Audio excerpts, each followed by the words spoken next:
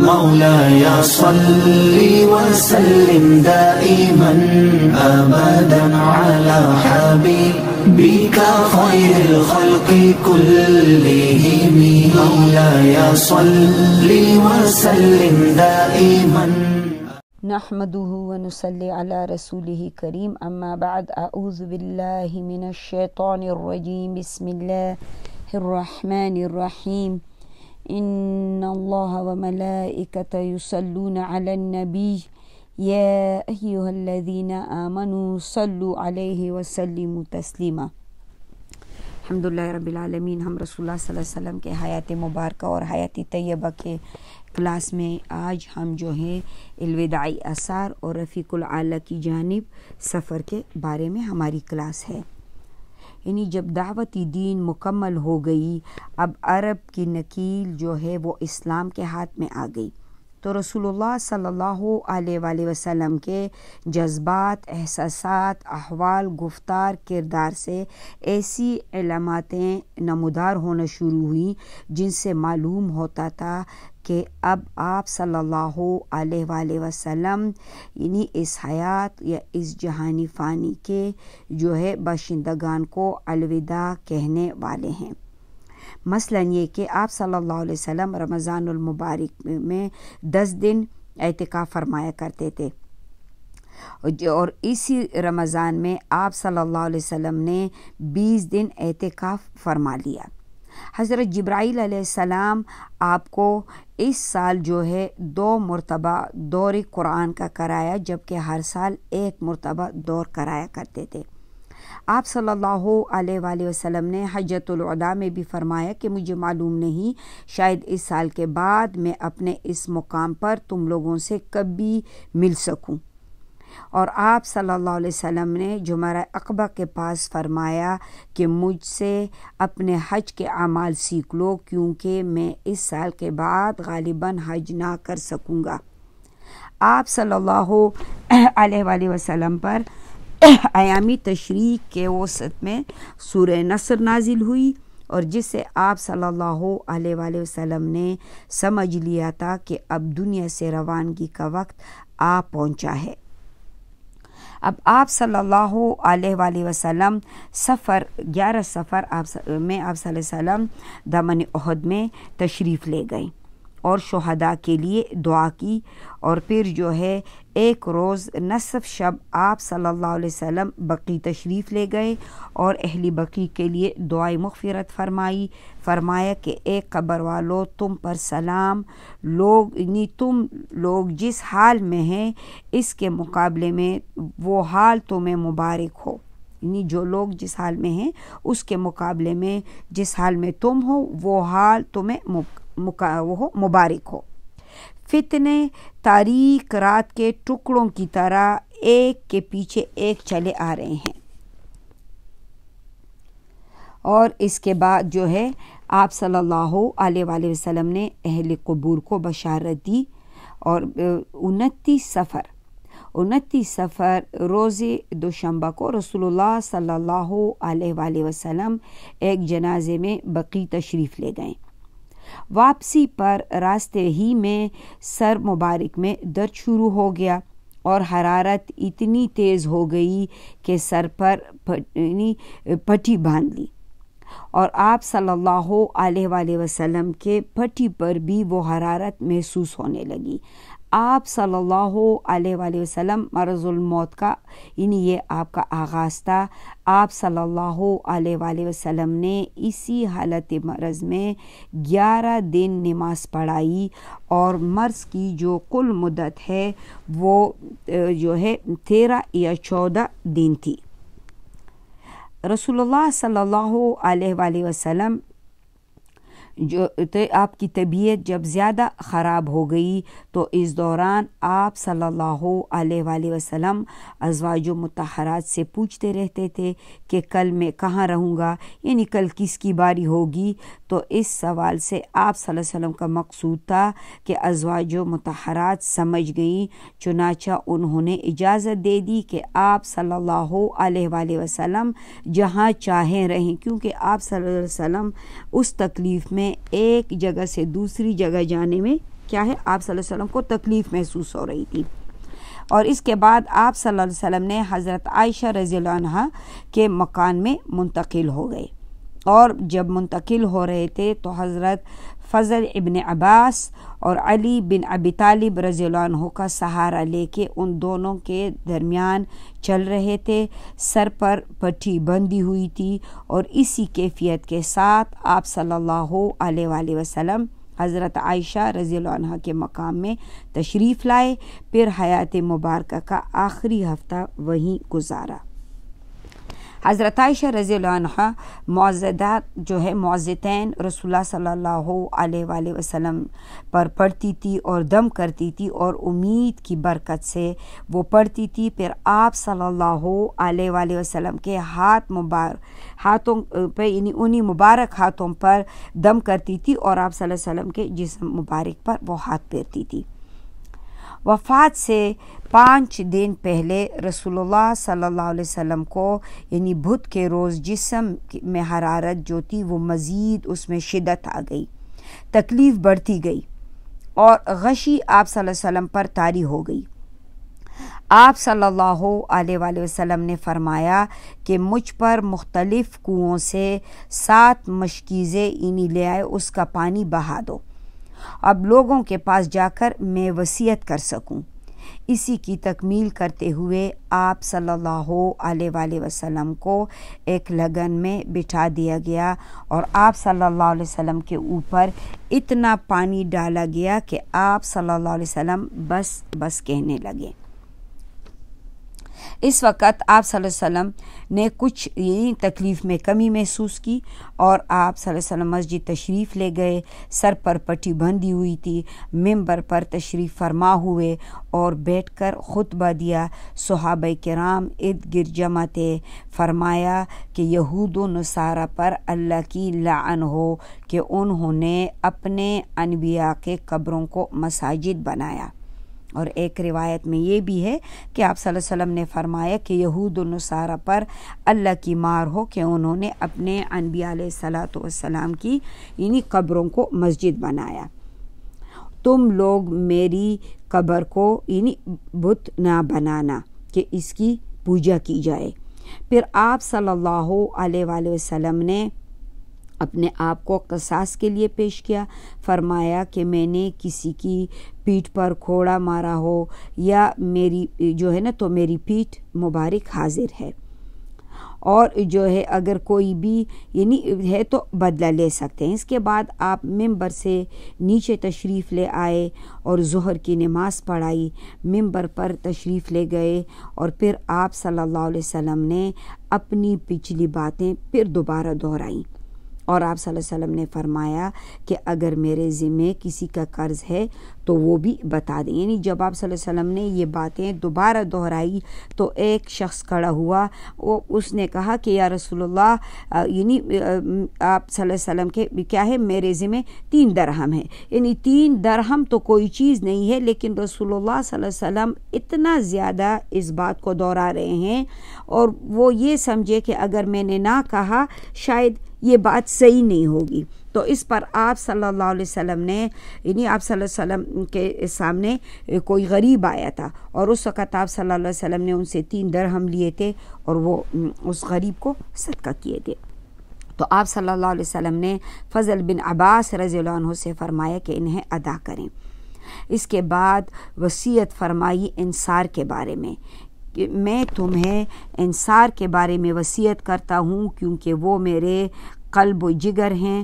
انہوں نے اپنی ذمہ داری پوری کر دی مگر ان کے حقوق باقی رہ گئے ہیں, لہٰذا ان کے نیکوکاروں سے یعنی قبول کرنا اور ان کے خطا کار سے درگزر کرنا. اور ایک روایت میں یہ بھی آپ صلی اللہ علیہ وسلم نے فرمایا کہ لوگ بڑھتے جائیں گے, انصار گھٹتے جائیں گے یہاں تک کہ کھانے میں نمک کی طرح ہو جائیں گے. پھر آپ صلی اللہ علیہ وآلہ وسلم نے فرمایا کہ ایک بندے کو اللہ تعالیٰ نے اختیار دیا ہے یعنی یہ کہ دنیا کی وہ چمک دمک زیب و زینت میں سے جو کچھ چاہے اللہ اسے دے دے. یا اللہ کے پاس جو کچھ ہے اسے اختیار کر لے، تو اس بندے نے اللہ کے پاس والی چیز کو اختیار کر لیا ہے۔ ابو سعید خدری رضی اللہ عنہ کا بیان ہے کہ یہ بات سن کر حضرت ابوبکر صدیق رضی اللہ عنہ رونے لگے اور فرمایا کہ ہم ماں باپ سمیت آپ پر قربان ہوں۔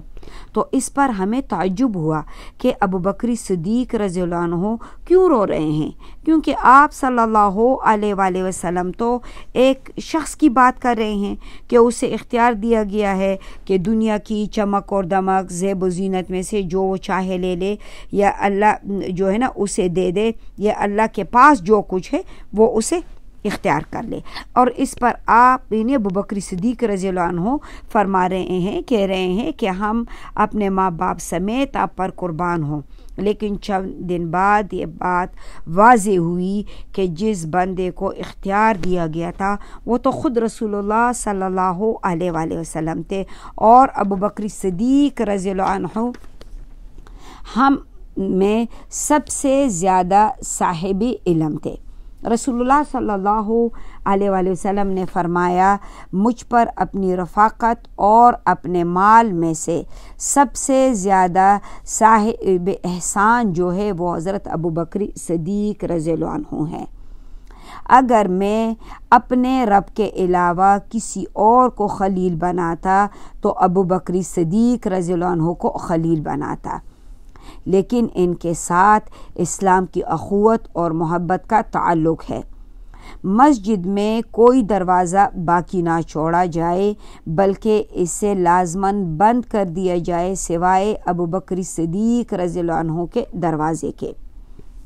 اب 4 دن پہلے وفات سے جمعرات کو جب آپ صلی اللہ علیہ وآلہ وسلم سخت تکلیف سے دوچار تھے، فرمایا لاؤ میں تمہیں جیسے کہ ایک تحریر لکھ دوں کہ میرے بعد تم لوگ گمراہ نہ ہو۔ لیکن اس وقت آپ صلی اللہ علیہ وآلہ وسلم اتنے تکلیف میں تھے کہ حضرت عمر رضی اللہ عنہ جو تھے وہ اس نے فرمایا کہ یا رسول اللہ آپ پر تکلیف کا غلبہ ہے، یعنی ہمارے پاس قرآن ہے، بس اللہ کی کتاب ہمارے لیے کافی ہے۔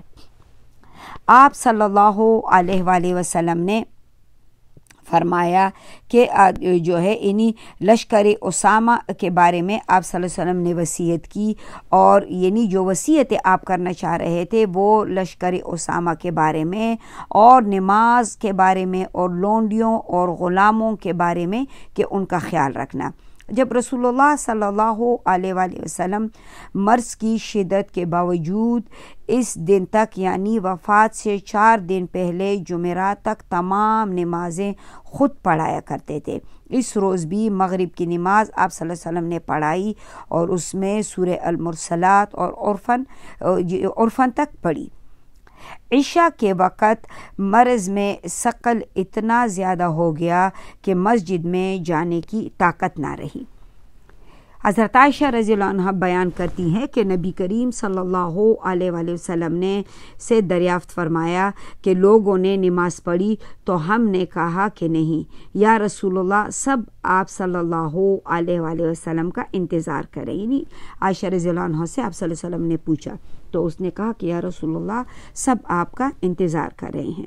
آپ صلی اللہ علیہ وسلم نے فرمایا میرے لیے لگن میں پانی رکھو، ہم نے ایسا ہی کیا۔ آپ صلی اللہ علیہ وسلم نے غسل فرمایا، اس کے بعد اٹھنا چاہا لیکن آپ صلی اللہ علیہ وآلہ وسلم پر غشی طاری ہو گئی۔ پھر افاقہ ہوا تو آپ صلی اللہ علیہ وسلم نے دریافت کیا کہ کیا لوگوں نے نماز پڑھی؟ ہم نے کہا نہیں یا رسول اللہ، سب آپ کا انتظار کر رہے ہیں۔ اس کے بعد آپ صلی اللہ علیہ وسلم نے پھر دوبارہ وہی بات کی، اپنے اوپر پانی ڈالا، لیکن پھر آپ صلی اللہ علیہ وسلم پر غشی طاری ہو گئی۔ بالآخر آپ صلی اللہ علیہ وآلہ وسلم نے حضرت ابوبکر صدیق رضی اللہ عنہ کو کہلا بھیجا کہ وہ لوگوں کو نماز پڑھائیں۔ چنانچہ ابوبکر صدیق رضی اللہ عنہ نے ان ایام میں نماز پڑھائی، اور رسول اللہ صلی اللہ علیہ وسلم کی حیات مبارکہ میں جو ہے آپ اس نے جو نمازیں پڑھائی حضرت ابوبکر صدیق رضی اللہ عنہ نے، ان کی تعداد جو تھی وہ 17 تھی، یعنی 17۔ حضرت عائشہ رضی اللہ عنہ نے رسول اللہ صلی اللہ علیہ وآلہ وسلم سے 3 یا 4 مرتبہ جو ہے فرمایا کہ امامت حضرت ابوبکر صدیق رضی اللہ عنہ کے بجائے کسی اور کو سونپ دیں، کیونکہ ابوبکر صدیق ان پہ یہ تھا کہ جب آپ صلی اللہ علیہ وسلم مرض سے یعنی تندرست ہوں گے تو پھر لوگ حضرت ابوبکر صدیق رضی اللہ عنہ کی طرف کوئی بدشگونی نہ کریں، یعنی وہ یہ نہ کہیں کہ جیسے کہ آپ صلی اللہ علیہ وسلم کی بیماری میں انہوں نے نماز پڑھائی تھی۔ تو اس پر رسول اللہ صلی اللہ علیہ وسلم نے اور ازواج مطہرات نے بھی یعنی حضرت عائشہ رضی اللہ عنہ کا ساتھ دے کر یہی بات دہرائی۔ اس پر آپ صلی اللہ علیہ وسلم نے فرمایا کہ تم سب یوسف والیاں ہو، اب جو ہے یعنی ابو بکر کو حکم دو کہ وہ لوگوں کو نماز پڑھائیں۔ اب رسول اللہ صلی اللہ علیہ وآلہ وسلم نے اس وقت جو یوسف علیہ السلام کے سلسلے میں جو عورتیں یعنی عزیز مصر کی بیوی کو وہ ملامت کر رہی تھی، جس وقت جب لوگوں کو یہ پتہ چلا کہ جو عزیز مصر کی بیوی ہے وہ جو ہے یعنی یوسف علیہ السلام پر اس طرح سے وہ جو دل دے بیٹی تھی تو اس فعل کو وہ برا سمجھ رہی تھی، لیکن جب یوسف علیہ السلام کو انہوں نے دیکھا اور عزیز مصر کی بیوی نے ان سب کی دعوت کی تھی اور ان کو انوائٹ کیا تھا، اور پھر آخر میں جب انہوں نے وہ فروٹ کاٹ رہی تھی تو اس وقت عزیز مصر کی بیوی جو تھی اس نے یوسف علیہ السلام کو آواز دی، اور یوسف علیہ السلام جب اندر آ گئے تو ان سب نے اپنی انگلیاں کاٹ لیں، یعنی در پردہ کیا تھی وہ بھی اپنے دل ہار بیٹھی تھی، لیکن تو اسی لیے کہ دل میں کچھ اور بات تھی، اور یعنی یہاں تو معاملہ یہی تھا کہ بظاہر رسول اللہ صلی اللہ علیہ وسلم سے کہا جا رہا تھا کہ ابوبکر صدیق رضی اللہ عنہ کیا ہے وہ رقیق القلب ہیں، یعنی جب وہ تلاوت قرآن کرتے ہیں تو وہ بہت زیادہ روتے ہیں، لیکن اب دل میں یہ بات تھی کہ جب آپ کہ صلی اللہ علیہ وآلہ وسلم جو ہے اس مرض سے رحلت فرمائیں گے تو پھر جو ہے یعنی خدا نخواستہ لوگ ابوبکر صدیق رضی اللہ عنہ کے بارے میں بدشگونی رکھ لیں گے۔ تو عائشہ رضی اللہ عنہ نے یعنی گزارش کی اور ازواج مطہرات بھی اس وقت اسی گزارش میں جو تھی وہ رسول اللہ حضرت عائشہ رضی اللہ عنہ کے ساتھ تھی، تو اس پر آپ صلی اللہ علیہ وسلم نے فرمایا کہ سب یوسف والیاں ہو، یعنی دل میں کچھ اور ہے اور زبان سے کچھ اور کہہ رہی ہوں۔ اچھا، اب ہفتہ اور اتوار کو رسول اللہ صلی اللہ علیہ وسلم نے اپنی طبیعت میں قدری تخفیف محسوس کی، چنانچہ 2 آدمیوں کے درمیان چل کر ظہر کی نماز کے لیے تشریف لائے۔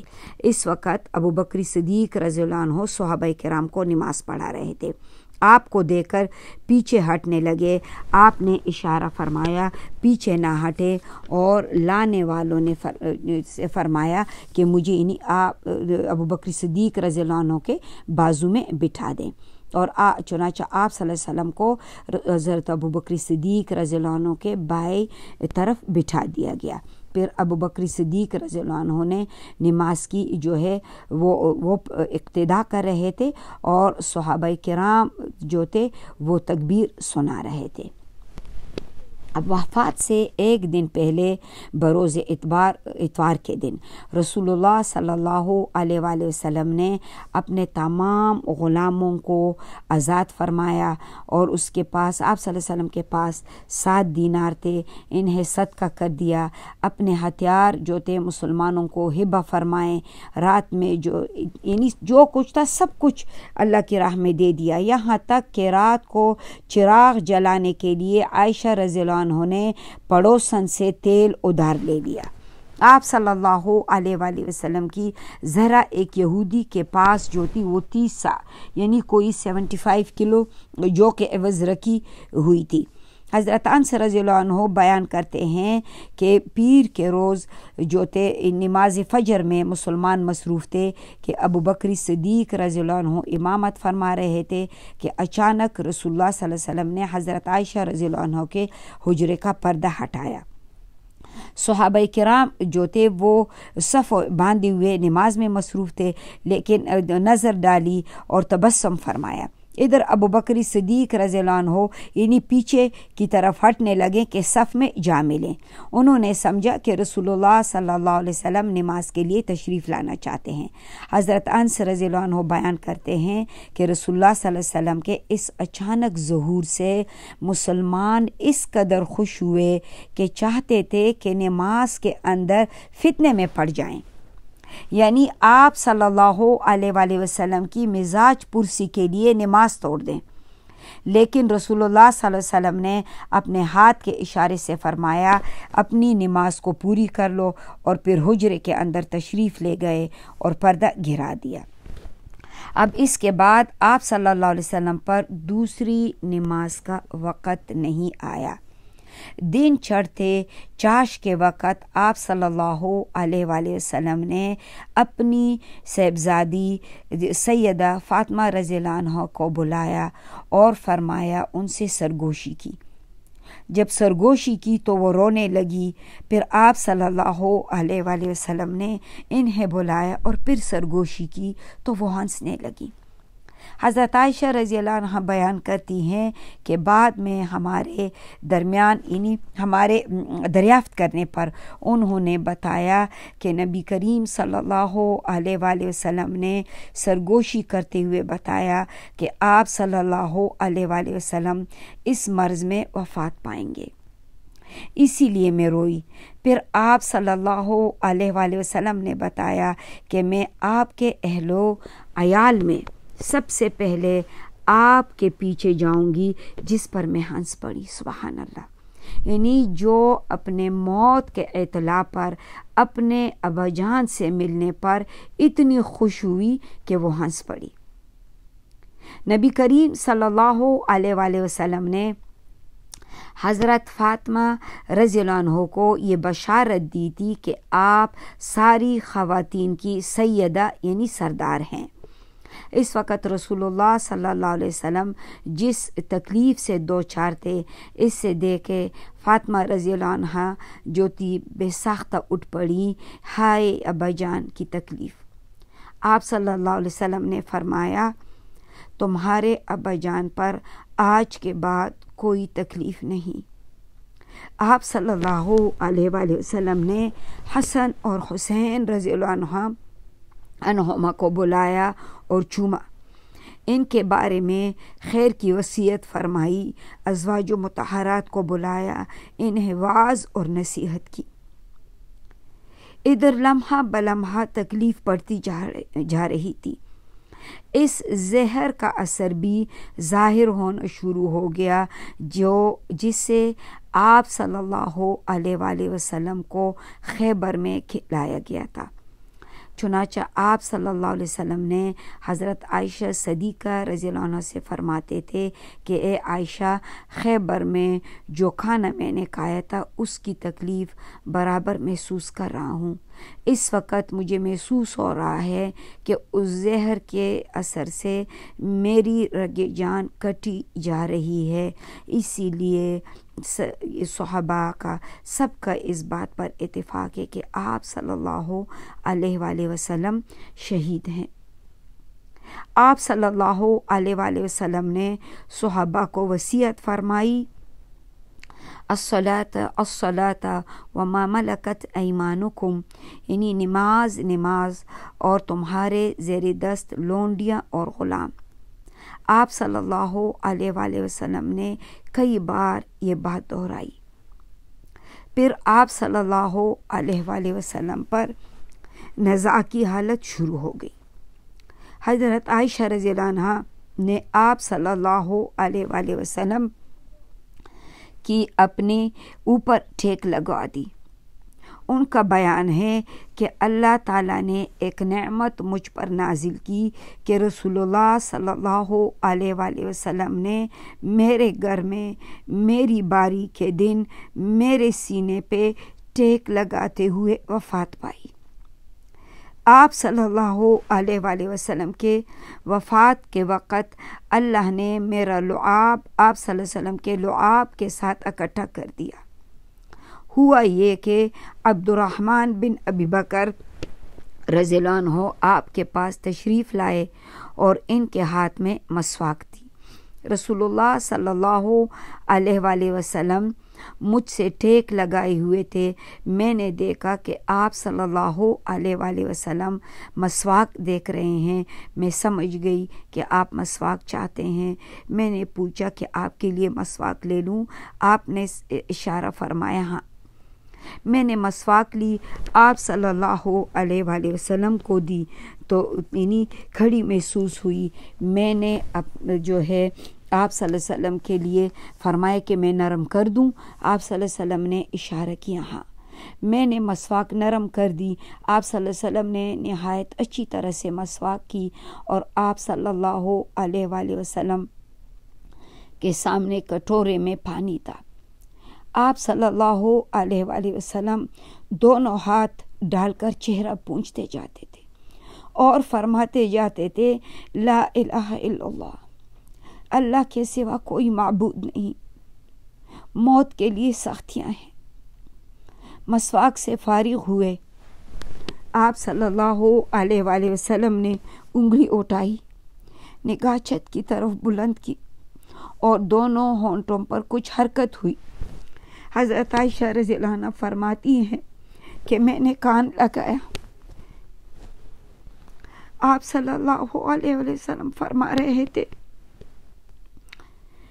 अनबिया, सादिकीन, शुहदा, सालिहीन के हमरा जिन्हें तूने इनाम से नवाजा, ए अल्लाह मुझे बख्श दे, मुझ पे रहम कर, मुझे रफ़ीकुल आला में पहुंचा दे, ए अल्लाह रफ़ीकुल आला।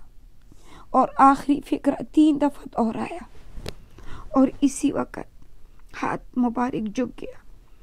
आप सल्लल्लाहु अलैहि वसल्लम रफ़ीकुल आला से जा मिले। इन्ना लिल्लाहि व इन्ना इलैहि राजिऊन।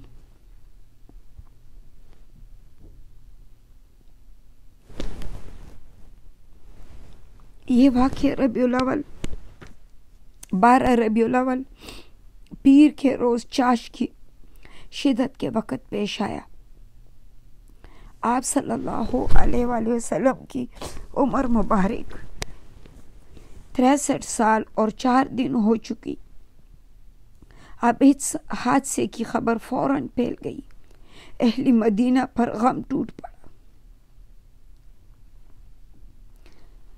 आफाक और अतराफ तारीख हो गए।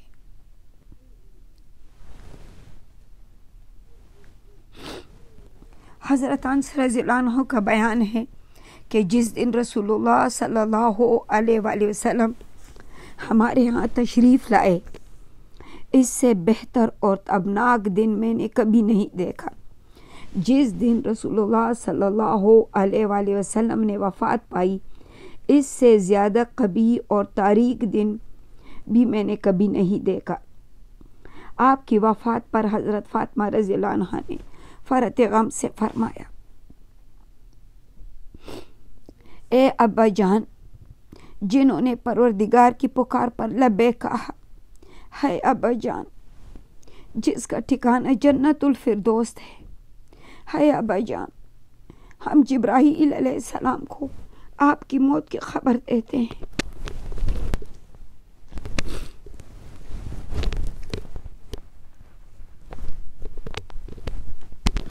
हज़रत उमर फारूक रज़ियल्लाहु अन्हु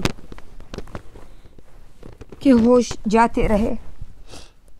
उन्होंने खड़े होकर कहना शुरू किया कि कुछ लोग समझ रहे हैं कि रसूलुल्लाह सल्लल्लाहु अलैहि वसल्लम की वफ़ात हो गई है, लेकिन हकीकत ये है कि आप सल्लल्लाहु अलैहि वसल्लम की वफ़ात नहीं हुई है, बल्कि आप अपने रब के पास तशरीफ़ ले गए हैं, जिस तरह मूसा बिन इमरान अलैहिस्सलाम तशरीफ़ ले गए थे।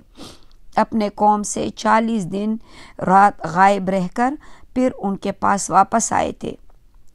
हालांकि आप सल्लल्लाहु अलैहि वसल्लम इस दुनिया से रहलत फरमा चुके थे और कहा कि नहीं, हज़रत उमर फारूक रज़ियल्लाहु अन्हु कहते थे कि रसूलुल्लाह सल्लल्लाहु अलैहि वसल्लम ज़रूर पलट कर आएंगे और मैं लोगों के हाथ पांव काट डालूंगा कि जो ये कहें कि आप सल्लल्लाहु अलैहि वसल्लम पर यानी वफ़ात आ चुकी है। ادھر ابو بکر صدیق رضی اللہ عنہ جو تھے وہ سخ میں واقع اپنے ایک مکان میں گئیں، کیونکہ جس دن صبح فجر میں آپ صلی اللہ علیہ وآلہ وسلم نے پردہ اٹھایا اور ابو بکر صدیق رضی اللہ عنہ جو تھے نماز پڑھا رہے تھے، تو آپ صلی اللہ علیہ وسلم کی طبیعت میں صحابہ نے بہتری محسوس کی، تو ابو بکر صدیق رضی اللہ عنہ کی ایک زوجہ جو تھی وہ سخ کے مقام پہ یعنی مدینہ طیبہ سے تھوڑی باہر وہاں رہتی تھی، تو آپ صلی اللہ علیہ وسلم سے اجازت لے کے وہ وہاں گئے تھے۔ تو جب اطلاع ملی ابو بکر صدیق رضی اللہ عنہ گھوڑے پر سوار ہو کر فوراً تشریف لے آئے، اور کیونکہ مسجد نبوی جو رسول اللہ صلی اللہ علیہ وسلم کی مسجد تھی، اب یہ شہر مدینہ اتنی بڑی جگہ تو نہیں تھی یا وہ اتنے دور بھی نہیں تھے، کیونکہ اب جتنے بھی مسجد نبوی کا جو احاطہ ہے، جو حرم شریف ہے، یہ سارا جو ہے شہر مدینہ تھا اس وقت۔ اچھا، اس کے بعد جو ہے وہ فوراً گھوڑے پہ تشریف لے آئے، اب اتر کر مسجد نبوی میں داخل ہو گئیں، پھر لوگوں سے کوئی بات نہیں کی اور بات کیے بغیر سیدھے حضرت عائشہ رضی اللہ عنہ کے پاس آئے۔ حضرت رسول اللہ صلی اللہ علیہ وآلہ وسلم کا قصد فرمایا۔ آپ صلی اللہ علیہ وآلہ وسلم کے جسد مبارک پر ایک دھاری دار یمنی چادر سے جو تھا جسد مبارک ڈھکا ہوا تھا۔ ابو بکر صدیق رضی اللہ عنہ نے رخ انور سے چادر ہٹائی اور اسے چوما اور پھر روئے، فرمایا میرے ماں باپ آپ پر قربان، اللہ تعالیٰ آپ پر 2 اموات جمع نہیں کرے گا، جو آپ کے لیے لکھی گئی تھی وہ آ چکی ہے۔ اس کے بعد ابو بکر صدیق رضی اللہ عنہ باہر تشریف لے آئے۔ اس وقت بھی حضرت عمر فاروق رضی اللہ عنہ لوگوں سے بات کر رہے تھے۔ حضرت ابو بکر صدیق رضی اللہ عنہ نے ان سے کہا کہ عمر بیٹھ جاؤ۔ حضرت عمر رضی اللہ عنہ نے بیٹھنے سے انکار کیا، اور صحابہ رضوان اللہ اجمعین جتنے بھی تھے وہ حضرت عمر فاروق کو چھوڑ کے حضرت ابو بکر صدیق کی طرف متوجہ ہو گئے۔ ابو بکر صدیق رضی اللہ عنہ نے فرمایا، اما بعد من کان منکم یعبد محمدا صلی اللہ علیہ وآلہ وسلم فإن محمدا قد مات ومن كان منكم يعبد الله فإن الله حي لا يموت قال الله وما محمد إلا رسول قد خلت من قبله رسل فإن مات أو قتل انقلبتم على عقابكم ومن ينقلب على عاقبيه فلن يضر الله شيئا وسيجزي الله الشاكرين۔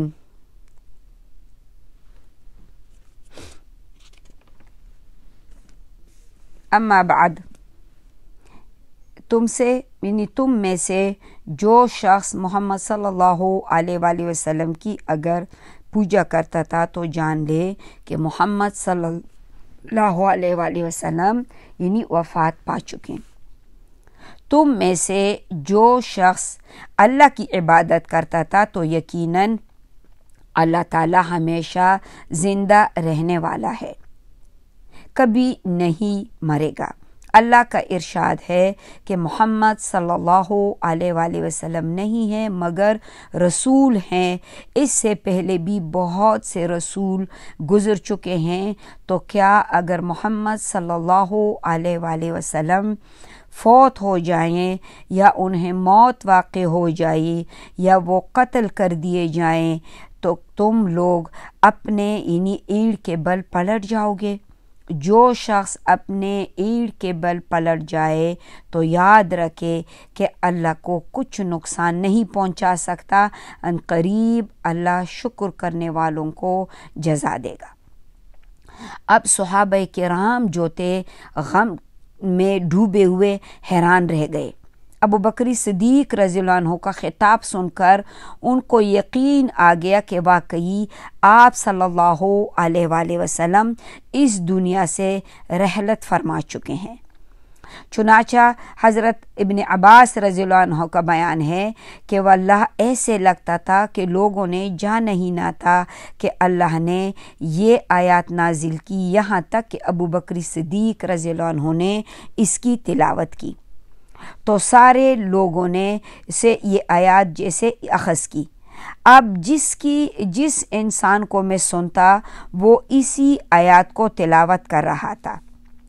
حضرت سید بن مسیب رضی اللہ عنہ فرماتے ہیں کہ حضرت عمر رضی اللہ عنہ نے فرمایا کہ واللہ میں نے جو ہی ابو بکر صدیق رضی اللہ عنہ کو یہ آیات تلاوت کرتے ہوئے سنا تو میں انتہائی جیسے دہشت زدہ ہو کر میں اپنے گھٹنوں کے بل زمین پہ گرا، جیسے انسان بہت زیادہ خوف میں اور تکلیف میں ہونا، سمجھ میں نہ آئے ایسی خبر کہ وہ گھٹنوں کے بل زمین پہ گر گیا کہ واقعی نبی صلی اللہ علیہ وآلہ وسلم جو ہے وہ رحلت فرما چکے ہیں، یعنی اس دنیا سے پردہ فرما چکے۔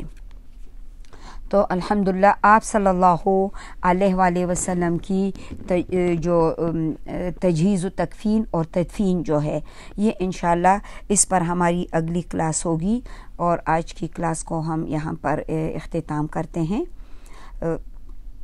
ربنا تقبل منا انك انت السميع العليم وتب علينا انك انت التواب الرحيم۔ السلام علیکم ورحمۃ اللہ وبرکاتہ۔ مولاي صل وسلم دائما أبدا على حبيبك خير الخلق